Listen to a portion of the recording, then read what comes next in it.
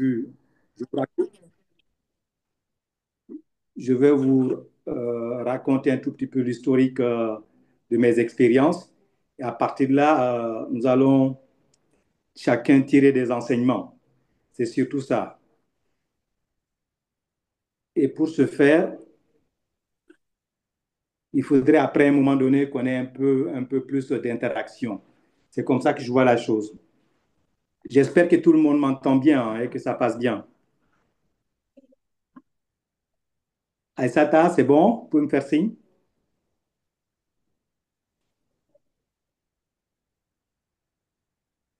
Est-ce qu'on m'entend bien? Allô, oui, John, on vous entend très bien. Très bien. Donc, construire une identité de marque euh, est essentiel pour établir une connexion durable avec son public, sa clientèle hein, et les consommateurs. Et retenez que cela ne se limite pas seulement à un logo ou à une charte graphique, mais c'est tout un ensemble. Hein. Ce n'est pas simplement un slogan, mais cela englobe un ensemble hein, dans l'univers de la marque donnée. Puisqu'aujourd'hui, comme on le dit, hein, le monde il est en concurrence hein, et il est nécessaire de se démarquer à tout point de vue, que ce soit dans les produits, dans le service, tout cela compris. Construire une identité de marque nécessite une stratégie bien réfléchie.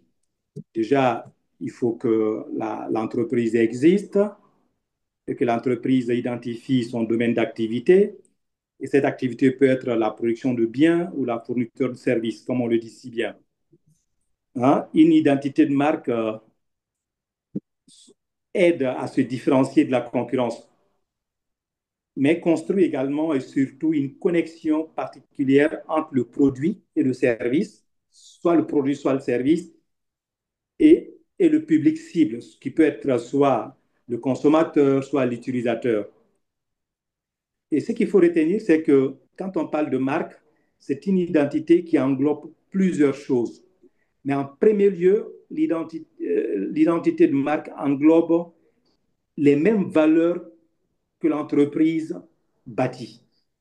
En plus de cela, l'identité de marque doit épouser la mission que l'activité s'est donnée. Et troisièmement, l'identité de marque doit aller de pair avec la vision de l'entreprise. Comme on le sait, dans une entreprise, quand on la met en place, il faut qu'on ait des valeurs. Quand on dit valeurs, il faut qu'on ait un mode de fonctionnement, il faut qu'on ait des repères, une raison d'être. La mission, c'est l'activité réelle. Qu'est-ce que nous comptons faire dans le domaine des matelas aujourd'hui? La mission pour nous, c'est d'offrir des matelas à la population, aux utilisateurs, pour qu'ils puissent bien dormir.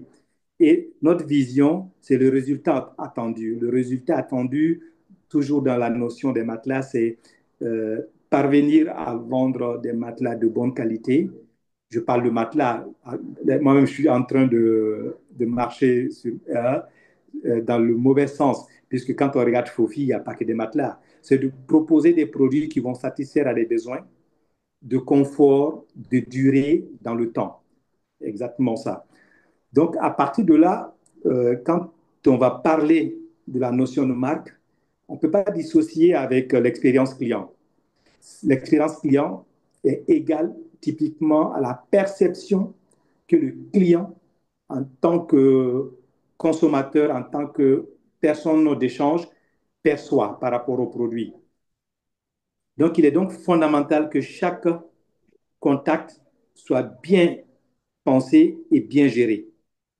Il faut qu'il y ait un sans faute du produit au service client. C'est-à-dire que le produit doit parvenir, selon moi, à satisfaire ou le service, soit le produit, soit le service, il doit parvenir à satisfaire l'attente que le client ou le consommateur ou l'utilisateur il a du produit en question. Et pour ce faire, il faut toujours analyser continuellement son marché, son contact et s'adapter au retour du marché. S'adapter au retour du marché, c'est que quand on vend quelque chose, quand on échange, la perception du client est tellement importante qu'au retour, il faut analyser la satisfaction et voir dans quelle mesure on doit se positionner réellement. Est-ce que globalement, Le client, il est satisfait. Quand il est satisfait, qu'est-ce qu'on peut rajouter comme service après-vente? Quelle notoriété on peut tirer de ça pour mieux positionner son produit continuellement ou booster son produit? Il y a ces aspects-là qu'il faut essayer de toujours avoir en retour pour continuer à donner une bonne identité à la marque, mais surtout hisser la marque à un niveau de confort, de confiance et de continuité sur le marché. Et quand on fait ça, euh, on dit toujours qu'il faut construire et maintenir une identité de marque forte. Et pour cela, cela doit reposer sur plusieurs piliers. Un, on va toujours parler de public. Et là, le public est égal à l'audience, à l'auditoire, à ceux qui sont les premiers contacts par rapport à ce produit-là. Il faut aussi développer une identité visuelle. C'est là où, à partir de là, qu'on va parler de logo, de slogan et tout ce qui s'ensuit. Et il faut arriver à trouver le moyen d'être constant et continuellement aux côtés du client. Et ça, c'est indéniable. Donc, de façon globale, quand on dit tout ça, qu'est-ce qui va se passer? On va un tout petit peu revenir un peu en arrière pour parler de quelques, je dirais, de quelques produits qui sont très connus, très prisés et très partagés de façon globale dans notre milieu. Et entre autres, on va parler aujourd'hui, quand on va demander de parler de produits, tout de suite, nous allons penser à des produits exactement comme, je prends un exemple, comme Nike. Tout le monde connaît le logo de Nike, c'est une société qui est presque centenaire aujourd'hui, je pense bien, euh, qui existe dans un domaine d'activité super précis. Mais qu'est-ce que Nike représente? Nike s'est positionné de telle sorte que ils ont une identité, ils ont développé une stratégie, ils l'entretiennent dans la durée et ils ont une vision surtout. Donc déjà, quand on regarde Nike, on voit juste, je dirais peut-être le logo qui est une virgule renversée dans le sens du haut. Et quand on voit la marque, tout de suite, il y a tout ce qu'on dit innovation. Quand il y a innovation, ça veut dire que la marque, elle est de telle sorte elle te parle parce que c'est un dessin qui est en monocouleur le plus souvent, une seule couleur globalement, et qui affiche toujours une croissance. C'est une virgule renversée, mais c'est une croissance. Et qu'est-ce que cela dénote? Le plus souvent, quand on discute autour, Nike, c'est une marque de sport, mais qui s'identifie au dépassement de soi, à un style de vie actif, puisque c'est du sport. Donc, l'activité et l'activisme est lié au sport. Et quelle a été leur stratégie marketing?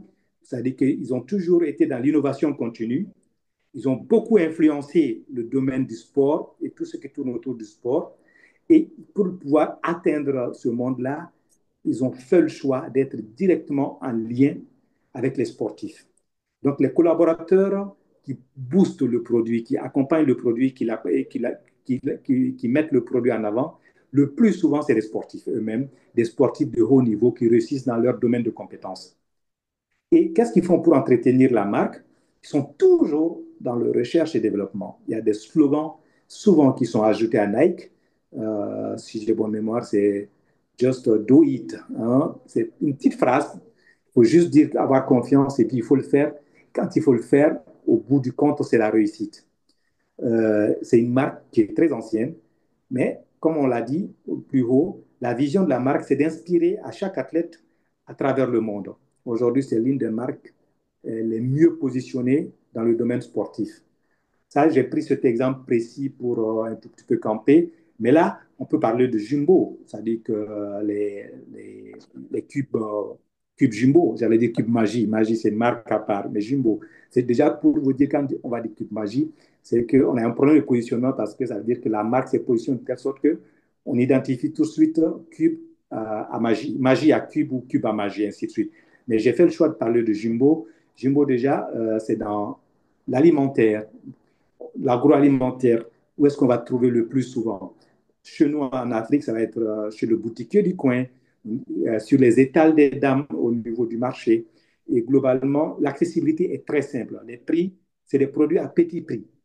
Donc, le positionnement il est de telle sorte qu'il faut toujours son cube avec soi quand on est en train de finir le marché pour faire un complément additif pour l'assaisonnement. Et la stratégie qu'ils ont eu à faire, c'est des produits à très bas prix. Plus souvent, c'est des produits à très bas prix qui sont accessibles partout et à tout lieu. Et qu'est-ce qu'ils ont fait pour entretenir la marque?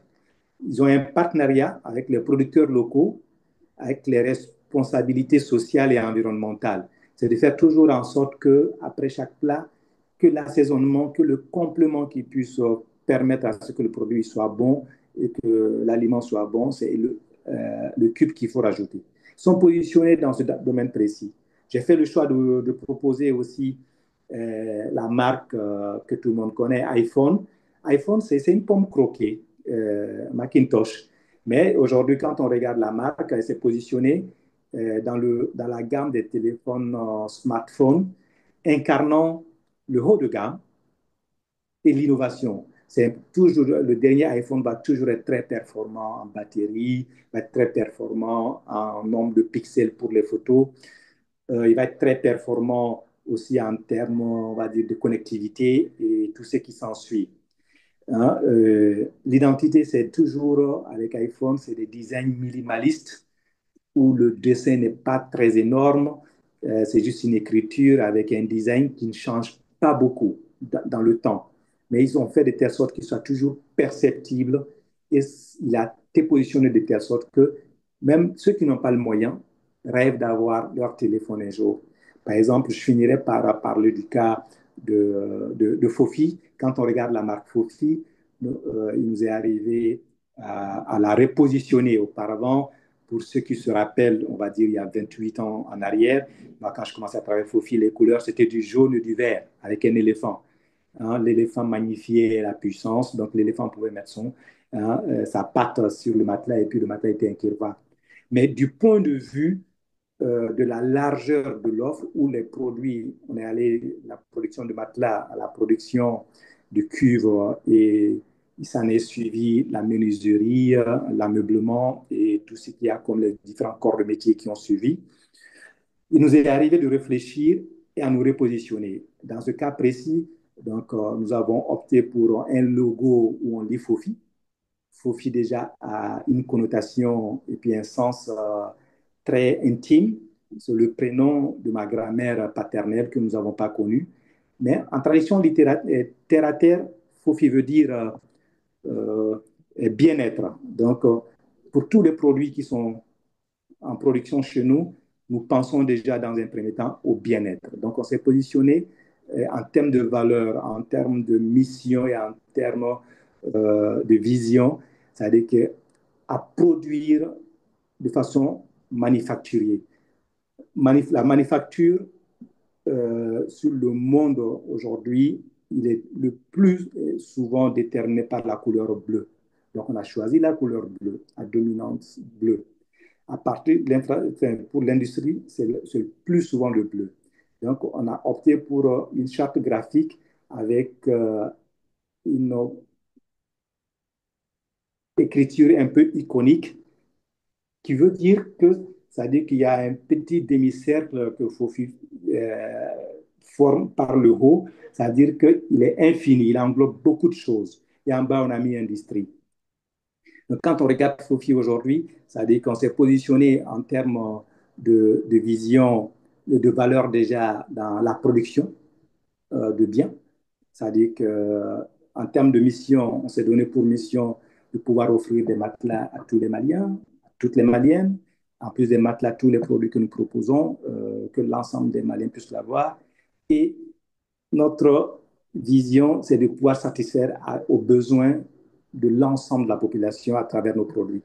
Donc, c'est comme ça un tout petit peu que l'on s'est présenté. C'est comme ça que l'entreprise continue à évoluer et la charte graphique a été accompagnée à partir du logo par justement maintenant tout ce qui entre en ligne de compte dans le domaine, notamment la communication, les stratégies marketing, l'institutionnel. Et on essaye de jouer sur chaque vecteur du mieux que nous pouvons pour être reconnu. Et qu'est-ce qui s'est passé quand on regarde un tout petit peu dans le cas de Fofi? C'est que malgré ce positionnement qui a changé depuis plus de 20 ans, aujourd'hui, dès qu'on parle de Fofi, les gens lient Fofi qu'au matelas. Parce que l'identité première de l'activité de l'entreprise était les matelas. La grosse communication qu'il y a eu au début de l'activité, c'était sur les matelas. Et je pense que la mayonnaise a eu à prendre à un moment donné, de telle sorte que le matelas, il a englobé l'ensemble de l'activité. C'est vrai, il reste une part prépondérante dans l'activité de l'entreprise, mais quand on regarde un tout petit peu, les autres ne déméritent pas, mais les matelas continuent à cacher, à voiler un tout petit peu de façon globale. Quand on dit aux gens qu'on faisons encore les cuves, imaginez-vous, depuis 25 ans, ils disent, ah non, non, on lit Fofi au matelas. Quand on leur dit que nous sommes dans l'aménagement de maison, dans la peinture, ils disent, ah ça, on ne savait pas. Alors que depuis 4, 5 ans, 90% du budget de communication est orienté sur les cuves et l'ameublement, et surtout sur l'institutionnel. Voilà un tout petit peu en entrée de matière ce que je voulais dire pour camper le débat. Et aussi, ce serait très intéressant, surtout avec la distance, qu'il y ait beaucoup plus d'interactivité et pour qu'on puisse davantage aller en profondeur. Donc, ça, c'est une introduction que je voulais faire. Je repasse la parole à l'auditoire pour ceux qui ont des questions à poser et des commentaires à faire. Comme ça, on va interagir. Ça va être encore plus intéressant. Voilà, et c'est à ce que je voulais dire en entrée de matière.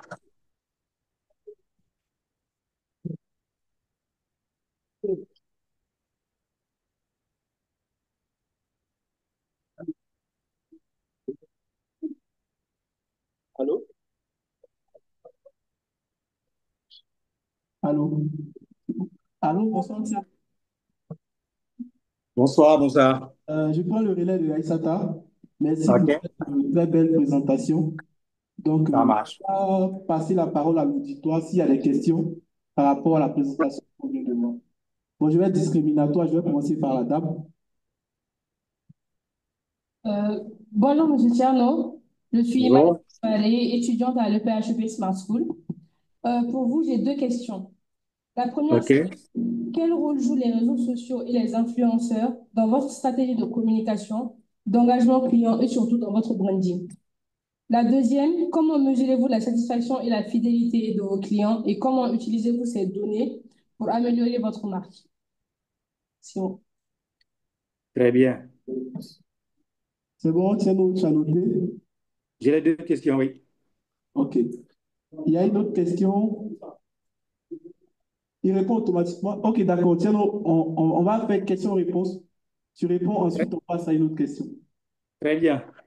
Eh bien, merci à mademoiselle Mariam Malé pour ces deux questions. Alors, aujourd'hui, le rôle des réseaux sociaux, qu'est-ce qu'on pourrait faire sans les réseaux sociaux aujourd'hui? Aujourd'hui, les réseaux sociaux jouent un rôle prépondérant au niveau de la communication de toutes nos entreprises et notamment de la mienne. Personnellement, je m'y connaissais pas beaucoup. J'étais très réservé puisque j'avais beaucoup plus retenu le côté beaucoup plus populiste des réseaux sociaux. Mais j'ai fini par m'y faire. J'ai compris finalement que aujourd'hui, les réseaux sociaux ont révolutionné la communication. Les réseaux sociaux restent l'un des moyens les plus fiables, les plus rapides et les plus, on va dire, concrets pour atteindre les cibles et tout ce qu'il y a comme cible aujourd'hui. Vous imaginez, je vous prends un exemple concret,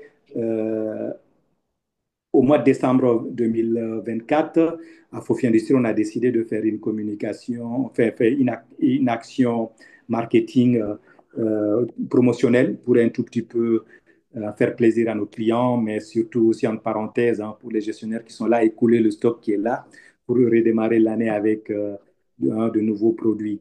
Imaginez-vous que les réseaux sociaux ont été d'une aide hein, capitale pour pouvoir atteindre la clientèle cible qui notamment est constamment connectée sur tout ce que vous connaissez, LinkedIn, Instagram, Facebook, WhatsApp avec les statuts qui sont partagés.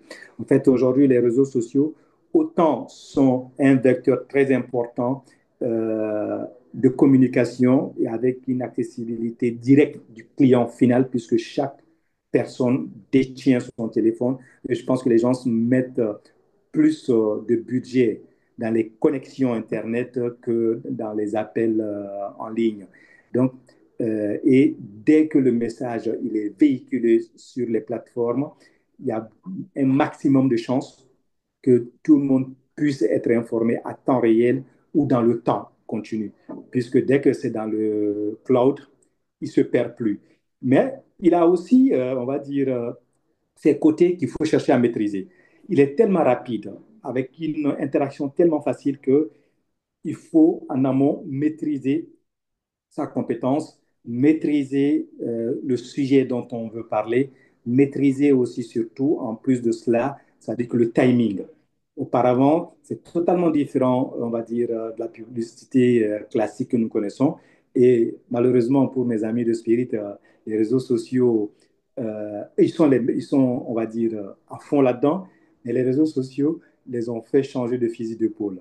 Donc aujourd'hui, les réseaux sociaux sont importants. C'est un moyen avec des budgets souvent réduits, mais avec une maîtrise exceptionnelle qu'il faut avoir, avec un timing dans le temps qu'il faut toujours continuer à maîtriser. Donc, la deuxième question qui sous-tend la satisfaction de la clientèle, et quelle est l'interaction que nous pouvons avoir et quelles ces informations nous servent à faire quoi. Et déjà, nous avons on va dire, des commerciaux qui sont en contact direct avec la clientèle de distribution, mais la clientèle finale dans d'autres segments d'activité. Et nous mettons un point d'honneur au contact la clientèle. Je vous prends un exemple. Aujourd'hui, s'il m'arrive d'avoir un marché de Mademoiselle Mallet pour lui faire un travail, que ce soit la livraison de matelas, que ce soit des équipements qu'il faudrait aller installer chez elle, de la prise de commande au traitement de la commande jusqu'à la livraison, les commerciaux doivent s'assurer d'être en contact permanent, de donner toutes les informations et, officielles et d'être à l'écoute et de donner un timing et de le respecter. Et sur l'ensemble du processus, tout est documenté aujourd'hui. La prise de commande, elle est documentée. Nous avons un espace de travail qu'on a révolutionné, qui est informatisé, où aujourd'hui, moi, à partir de n'importe où, j'ai la vue de l'ensemble de l'activité. Mais il y a bien sûr des responsables qui sont totalement fixés là-dessus pour suivre, interagir et corriger les tirs s'il le faut. Donc, les retours clientèle se font à partir des PV de réception, à partir des BL de réception, où nous leur demandons des commentaires. Mais cela aussi dit, à partir de ces réseaux sociaux, nous avons des retours d'avis, des retours de commentaires, des retours de suggestions de la clientèle, de tous ceux qui sont nos followers et de l'ensemble de notre communauté d'activités qui nous permet tous les jours de revoir la façon de faire, de réadapter le produit. Je vous prends un exemple. Quand on a commencé, nous, à faire les cuves à eau, on a commencé par des petites cuves de 200 litres. C'est à travers les suggestions des consommateurs qui nous ont dit, écoutez, c'est bien de vendre des cuves de 200 litres à 30 000 francs CFA. Mais ce que nous voulons, un réservoir qui peut contenir la quantité d'eau sur 3-4 jours. Donc, vous voyez, donc c'est ce besoin qui a amené l'entreprise à augmenter les capacités. Et quand on a, pendant une dizaine d'années ou une quinzaine, continué à satisfaire le besoin domestique, la même clientèle nous a dit, oui, vos cuves sont bien, nous les apprécions, ils résistent à la chaleur, à certains chocs, mais il se trouve que nous avons besoin de capacités plus énormes pour l'agriculture, alors que la grosse capacité que nous faisions, c'était 2000. Donc, il a fallu investir, trouver des modèles qui puissent nous permettre de faire des cubes de 5 tonnes, des cubes de 10 tonnes, de 12 tonnes 500 pour l'agro-business. Et ces cuves-là, nous les avons adaptées aux besoins. Et pour cela, il a fallu faire une étude comparative, aller faire de l'innovation, trouver une matière première qui peut davantage aussi résister à la température très chaude, pouvoir contenir 12 tonnes 500 ou 15 tonnes d'eau en volume sans pour autant se désintégrer, ainsi de suite. Donc, aujourd'hui, on va dire la satisfaction clientèle est au cœur de notre attention. C'est le que nous n'avons de raison de vivre que si la clientèle est là, nous fait confiance et que si elle est satisfaite. Donc, globalement, on continue là-dessus. Merci bien. Je vais passer la parole au monsieur de derrière. Tournon, hein. Ton nom, c'est Tournon. Ok, bonjour Monsieur Tchornoba. Moi, mon nom est Cheikh Marconé. Vraiment, Fofi est à féliciter pour ses nombres d'années sur le marché malien. J'aimerais vous poser une question, deux questions. En fait, la première, c'est comment vous avez fait pour résister face à l'importation de matelas usagés pendant des années. Je ne sais pas, ça ne doit pas être facile pour une entreprise comme vous. Et je savais que les matelas étaient vraiment vos produits phares jusqu'à un certain nombre d'années. Mais ensuite, je voudrais vous demander, est-ce que vous avez un département recherche-développement, R&D? Si c'est le cas, alors est-ce que vous avez obtenu des brevets? Je ne sais pas, est-ce que vous avez déposé des dessins modèles industriels, si vous avez des brevets et autres là? Est-ce que vous pouvez aussi collaborer avec des gens, des particuliers, d'autres secteurs privés pour l'innovation ou des propositions de produits nouveaux, par exemple? Voilà, c'est les deux questions que je veux. Parce qu'en tant qu'inventeur, j'ai oublié de le dire, je suis inventeur également, donc je sais que nous avons une association où il y a d'autres personnes qui peuvent développer d'autres produits, qui peuvent adresser à des sociétés comme vous. Il faut que vous soyez ouverts à ce genre de collaboration. Donc, je vous remercie.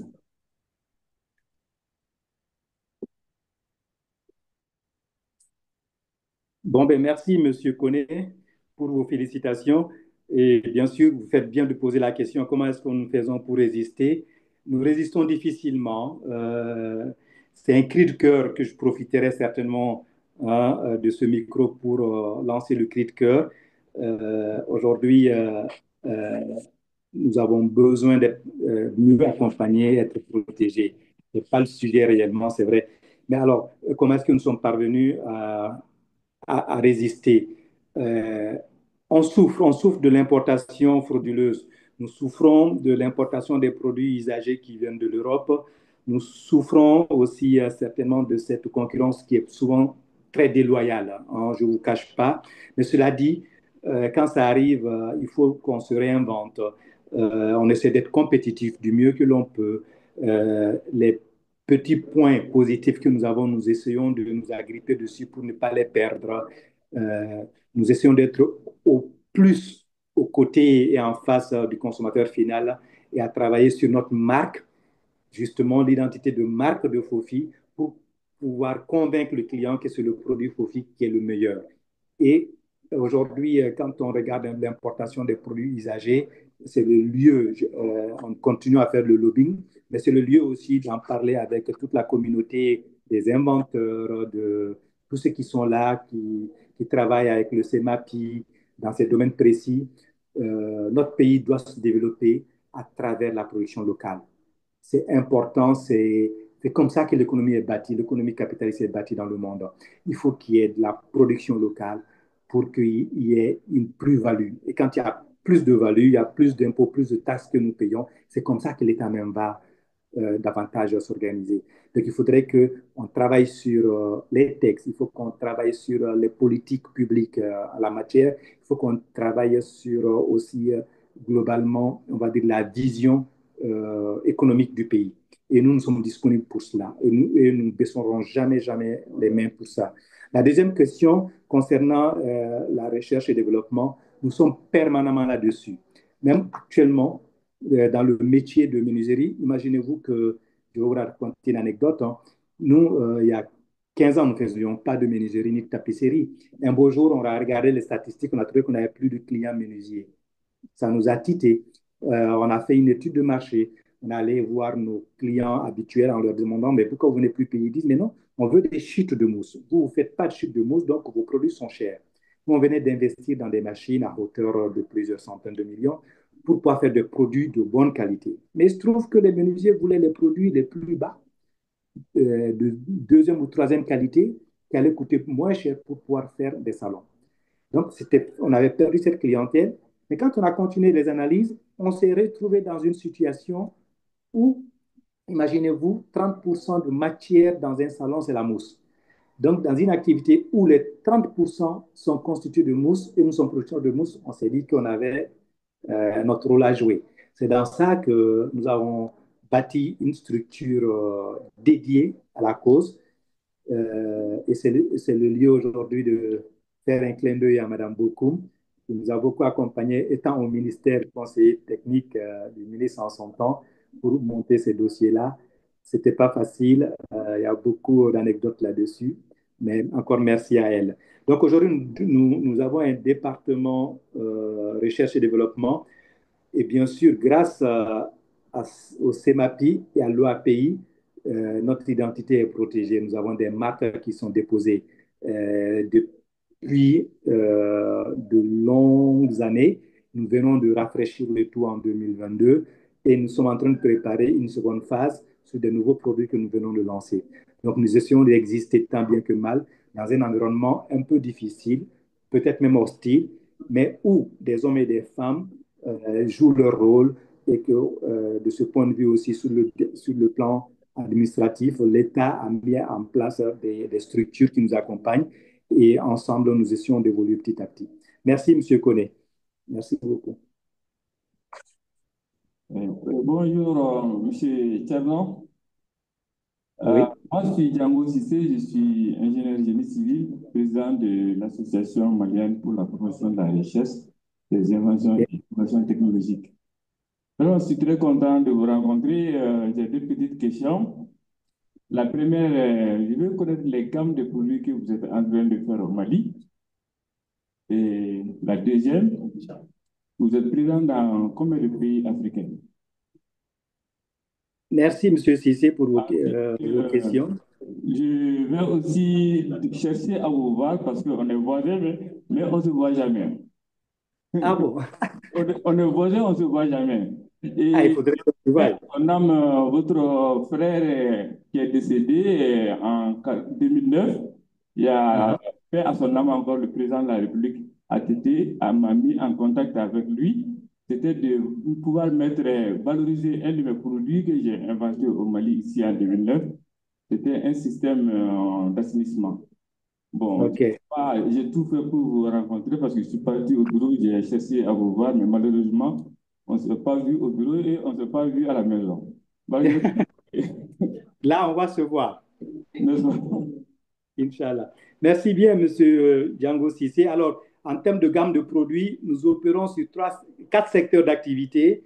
Le secteur des matelas, qui est l'activité principale de l'entreprise, l'activité par laquelle l'entreprise a vu le jour. À travers des matelas, il y a eu une opportunité un jour. Nos matelas, les matières premières viennent dans des cuves en fer. Mais c'est des matières premières qui sont, on va dire, impropres à la consommation alimentaire. Il se trouve que les populations riveraines venaient nous voir pour qu'on leur vende ces fûts pour qu'ils stockent de l'eau, puisque tout le monde connaît le problème d'addiction d'eau dans nos capitales urbanisées, en cours d'urbanisation, je dirais. Donc, comme il se trouve que les emballages étaient impropres à la consommation, on ne pouvait pas les vendre. On a lancé une étude de marché qui nous a démontré que les fûts pouvaient bien marcher. Et là, on est allé, on va dire, s'inspirer des expériences réussies au Maghreb, dans les pays de l'Afrique centrale et puis au Nigeria surtout. Et on a dupliqué. Donc, la deuxième activité a été les cuves. La troisième activité, comme je viens de raconter l'anecdote sur les, la menuiserie et la tapisserie. Après, on est devenu, quand on est arrivé à mettre en place l'ameublement, nous avons analysé et trouvé qu'on était dans un positionnement d'équipementier de maison. Dans ce cas précis, nous avons rajouté la peinture et puis et tout ce qui concerne, on va dire, les housses de maison. Aujourd'hui, nous sommes même dans les plafonds BA13, dans l'isolation. Nous touchons à tout ce qui concerne la maison de façon globale. Et pour la deuxième question, malheureusement, nous ne sommes qu'au Mali. Pendant un très bon moment, nous avons fait de belles affaires au Burkina, à Bobo. qui est une capitale régionale très proche du Mali, où les populations se ressemblent, nous avons les mêmes habitudes, les mêmes consommations et surtout les mêmes identités. Mais après, bien sûr, en parenthèse, les Burkinabés ont un tout petit peu durci les conditions, malgré que les produits étaient agréés pour la zone UEMOA. Et en temps, de grosses usines sont venues s'installer et c'est eux qui nous fatiguent. C'était à peu près la même chose du côté de la Guinée vers Cancan. Mais pour qui connaît la réalité guinéenne où la monnaie fluctue énormément, nous avons fait des tentatives qui n'ont pas marché. Et les mêmes marchés qui se ressemblent, il se trouve qu'il y a une forte compétitivité et on n'est pas forcément concurrentiel, compétitif, par le fait que nous sommes un pays de l'interland. Quand nous produisons, l'ensemble des produits viennent des ports des voisins. Donc, nous faisons en moyenne des milliers de kilomètres. S'il faut repartir avec encore des produits finis sur ces mêmes marchés où on se retrouve à 2000 kilomètres, la compétitivité devient très difficile. Donc, on se bat d'abord dans un premier temps sur le marché local et nous avons essayé des tentatives qui n'ont pas forcément marché, mais qui nous ont permis d'avoir beaucoup d'expérience et où là, actuellement, on se prépare aussi à se réinventer, à s'adapter aux réalités du terrain. Et Monsieur Cissé, désolé qu'on ne se soit pas vu, mais vous pouvez contacter Moussa Diallo qui est en train de faire le modérateur. Il pourra prendre votre numéro de téléphone, me le passer et je vous promets qu'à mon retour sur Bamako, je vous prendrai contact avec vous. Et merci beaucoup.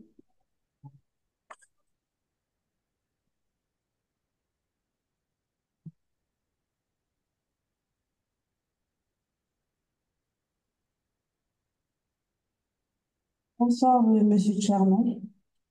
Je m'appelle Cissé Yatassaï. Je m'appelle Cissé Yatassaï, étudiante en deuxième année marketing et communication à l'EPHEP Smart School.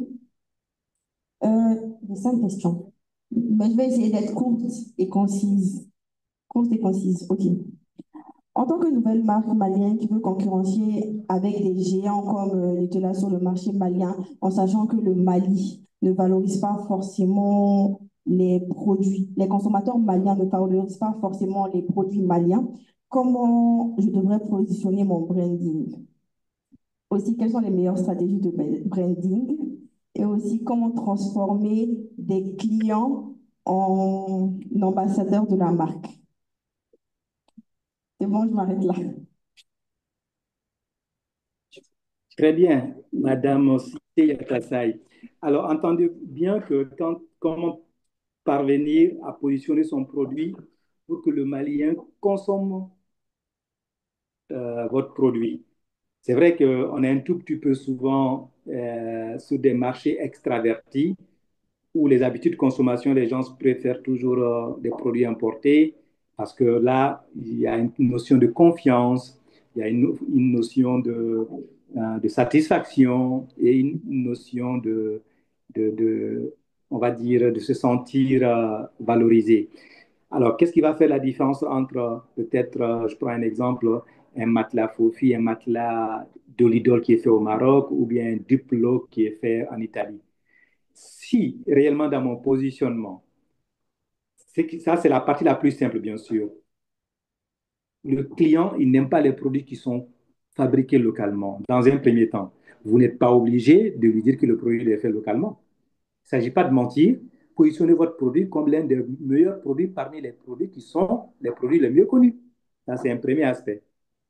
Le deuxième aspect, justement, il faudra travailler sur les valeurs de l'entreprise, sur la vision de l'entreprise et la mission de l'entreprise pour asseoir une identité, pour convaincre sur le plan euh, marketing le client cible. Et à partir de là, si le client il est conquis et qu'il est rassuré, il est tenté à faire une expérience. Je vous prends un exemple concret. Quelqu'un qui vous amène, je prends l'histoire toujours de Fofi que je maîtrise le plus, un matelas qui est importé d'Asie ou de Chine en disant que globalement, le matelas, il va coûter 500 000 francs et que votre matelas, il coûte 100 000 francs. Vous imaginez que déjà avec la différence de prix, de façon très simple, il va dire que ce n'est pas de la bonne qualité. Donc, vous avez un facteur de compétitivité qui n'est pas assuré. Mais comment convaincre que ce produit que vous aviez, c'est-à-dire qu'il respecte toutes les normes de production et qui peut être positionné à ce prix-là pour le satisfaire? Communiquez sur vos équipements, communiquez sur votre façon de travailler, sur le process de production qui respecte les normes édictées dans le monde, la provenance de votre technologie, qu'elle soit Union européenne ou américaine ou asiatique. C'est-à-dire que trouver les moyens de rassurer, de vendre de la confiance à travers l'écosystème. Si vous arrivez à faire ça une première fois, le reste va suivre. En ce moment, la clientèle va se rendre compte qu'elle paye toujours beaucoup plus cher et qu'elle peut économiser de l'argent tout en gardant la notion de qualité. Ça, c'est cet aspect-là. Alors, comment parvenir à faire en sorte que le client et les clients satisfaits soient des ambassadeurs? Il faut les satisfaire, ma très chère. Quand un client est satisfait, il va très bien parler du produit. Quand un client il est satisfait, il va revenir, il va le recommander.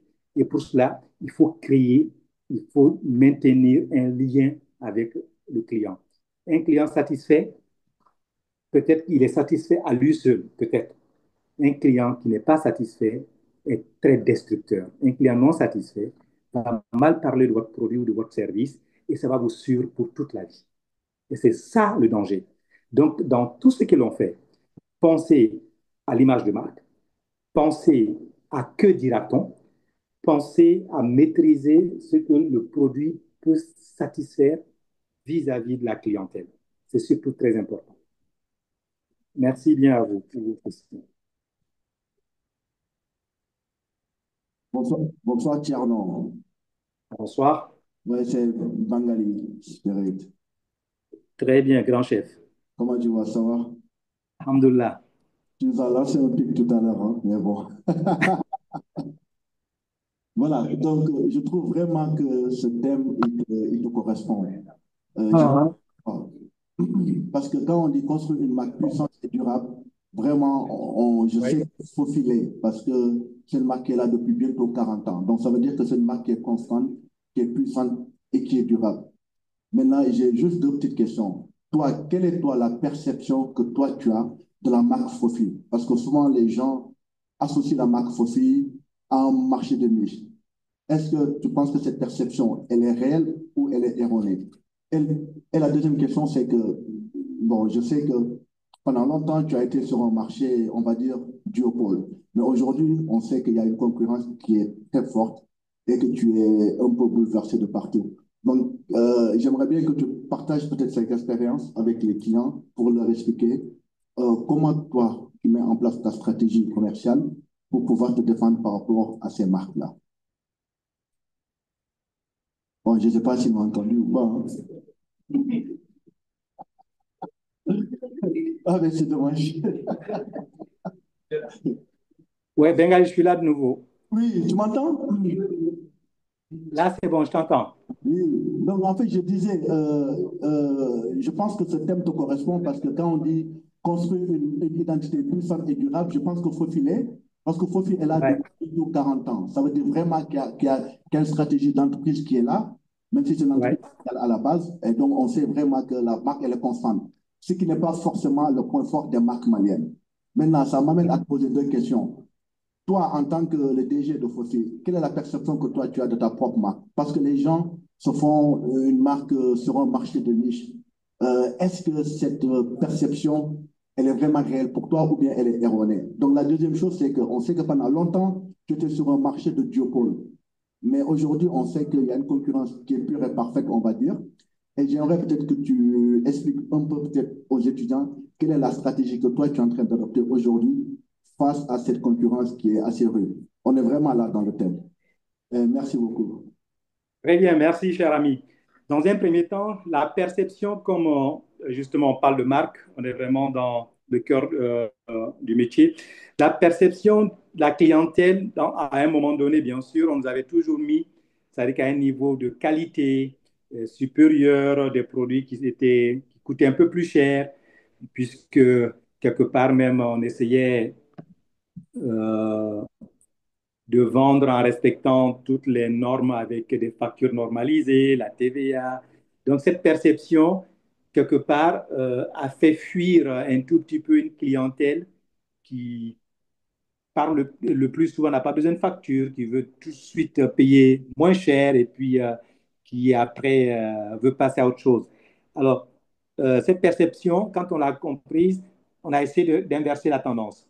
C'est-à-dire qu'on s'est positionné de nouveau de telle sorte que nous avons élargi la gamme en profondeur pour chaque domaine d'activité, notamment les matelas, les cuves. Nous sommes allés des produits de haut de gamme à des produits de moyen de gamme à des produits d'entrée de gamme. Et pour cela, il faut un lien très direct entre le commercial et la population cible ou les consommateurs ou, on va dire, les potentiels utilisateurs pour leur faire comprendre qu'à Fofi, ils peuvent avoir leurs besoins, peuvent satisfaire leurs besoins, peuvent avoir les produits de leur budget et les produits, en plus de cela, de l'orientation qu'ils souhaiteraient faire. On peut totalement faire des produits sur mesure. Donc, on a travaillé à changer la perception. De telle sorte qu'aujourd'hui, nous nous sommes retrouvés sur les marchés où nous avons notre propre réseau de distribution, où on valorise tout ce qu'il y a de mieux pour bien dormir, pour bien stocker de l'eau et pour tout le reste des activités. Mais nous sommes aussi, nous ne sommes pas restés en reste, nous sommes allés du côté de la clientèle qui distribue, qui souvent veut des produits Fofi, mais de moyen de gamme, des produits Fofi qui, en termes de rapport qualité, peuvent toujours satisfaire leurs besoins. Ça m'amène tout de suite à répondre à la deuxième question, où, bien sûr, c'est vrai, on a eu quelque part, en parenthèse, une petite chance d'être sur un marché duopole où on était deux, mais on n'a jamais été réellement deux. On a toujours été deux producteurs et beaucoup d'importateurs. Mais la situation a beaucoup évolué ces 3 dernières années, puisque nous nous sommes retrouvés à quatre avec de nouveaux entrants qui ne sont pas des petits, qui sont venus d'ailleurs avec des savoir-faire, avec de l'expérience et des acquis sur d'autres marchés, qui sont venus et qui nous ont attaqués sur notre propre marché. Ils nous ont attaqués comment? Ils ont fait l'économie de vouloir installer des réseaux de vente. Ils sont allés voir nos distributeurs. Ils ont joué sur des prix, sur des ristournes. Donc, tout effort qu'ils doivent faire pour communiquer les budgets, ils les ont mis simplement dans la notion de prix pour être compétitifs.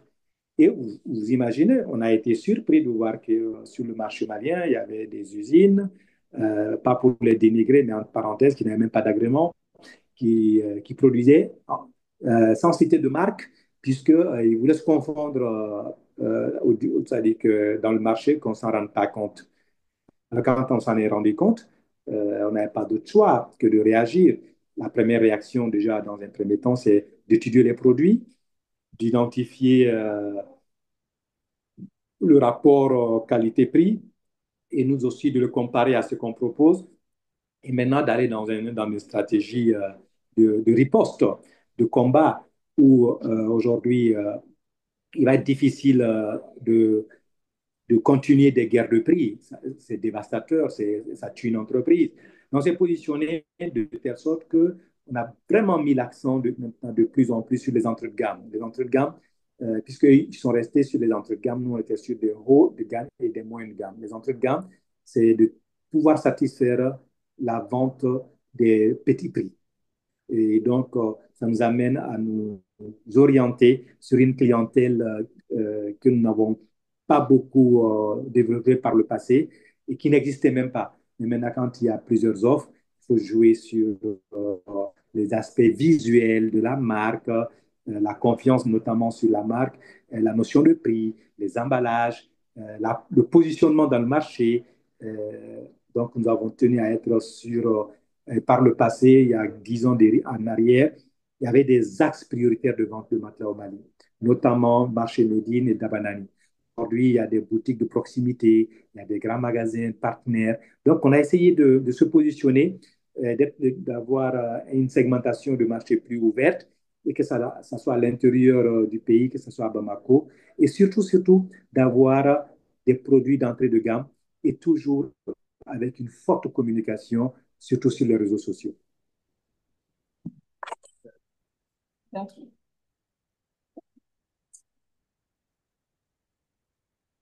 On va essayer de clôturer maintenant. Bonsoir, Tcherno. Bonsoir, Madame Bokoum. Merci beaucoup d'avoir pris de ton temps pour partager cette belle expérience que tu as. Et je pense que les uns et les autres ont été suffisamment outillés à travers ces échanges très pratiques. Et moi, ce que je voudrais juste dire pour conclure cette journée de masterclass, c'est que Tcherno est très modeste, hein. Ce qu'il n'a pas dit, c'est que si Fofi aujourd'hui est une identité forte, une marque puissante et durable, c'est parce que la société elle a été bien gérée de père en fils. C'est un bon modèle de gouvernance, une entreprise familiale. Il a pris l'exemple de Nike ou d'autres marques, grandes marques à l'international, qui sont des marques centenaires. C'est tout simplement de la bonne gestion. Pour qu'une identité dure, il faut que la gouvernance elle soit bonne. Et je pense que tu es un bon modèle dans ce sens. Tcherno fait partie des jeunes entrepreneurs sérieux et respectés, en tout cas sur le territoire national, c'est le lieu de le dire. Nous avons collaboré depuis des années et je puis attester de cela. Donc, ce n'est pas pour rien que le choix a été porté sur sa personne pour animer ce masterclass et servir d'exemple à tous ces jeunes entrepreneurs hein, qui sont là dans cette salle aujourd'hui. Donc, grand merci à lui. Grand merci à tous les animateurs des masterclass qui ont été avec nous depuis ce matin, depuis Madame Touré, Fanta Konaté, Fatouma Touré, qui sont tous des compétences, chacun dans leur domaine respectif. Donc, encore une fois, merci beaucoup. Et je pense que c'est des échanges qui pourront être approfondis avec le temps, on espère, avec des partenariats possibles. Je pense que les échanges, disons, des accords ont déjà été trouvés, hein, des rendez-vous fixés, on va dire. Je pense que Exactement. ça augure de bonnes perspectives. Encore une fois, merci, Tcherno. Merci à Merci tous ceux beaucoup. qui ont répondu présent à cette journée de masterclass. Et nous allons nous donner rendez-vous demain à Zalaï pour aller justement à la découverte des marques lauréates, celles qui se seront distinguées. Et n'oubliez pas que Fofi fait partie des marques nominées. Donc, tous nos encouragements à Fofi Industrie et bonne chance. Merci. Merci beaucoup, Madame la directrice. Merci beaucoup. Merci pour tout. Bye bye.